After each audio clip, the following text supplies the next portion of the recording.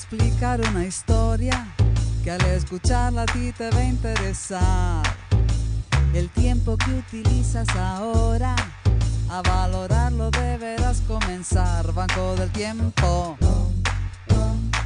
Pon tus horas, comparte lo que sabes hacer. Recibe otras cosas, aprende, goza y gana en placer. Intercambia con otros, tu tiempo y mío valen igual.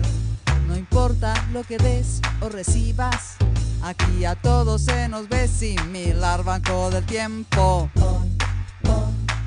Pon tus horas, comparte lo que sabes hacer. Recibe otras cosas, aprende, goza y gana en placer.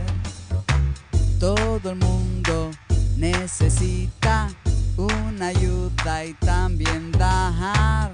Ellos saben unas cosas y otras tú les vas a ofertar. Yeah.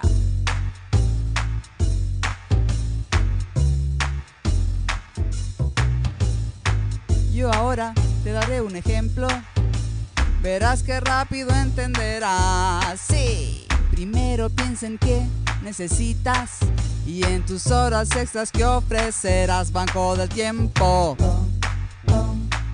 Pon tus horas, comparte lo que sabes hacer. Recibe otras cosas, aprende, goza y gana en placer.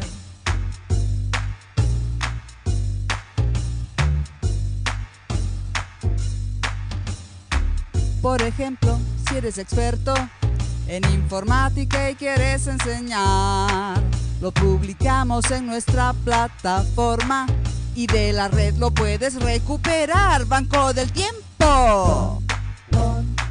Pon tus horas, comparte lo que sabes hacer. Recibe otras cosas, aprende, goza y gana en placer.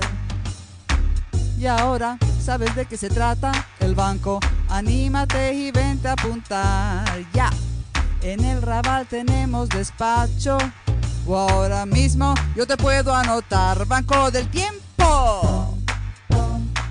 Pon tus horas, comparte lo que sabes hacer. Recibe otras cosas, aprende, goza y gana en placer. Aprende, goza y gana en placer.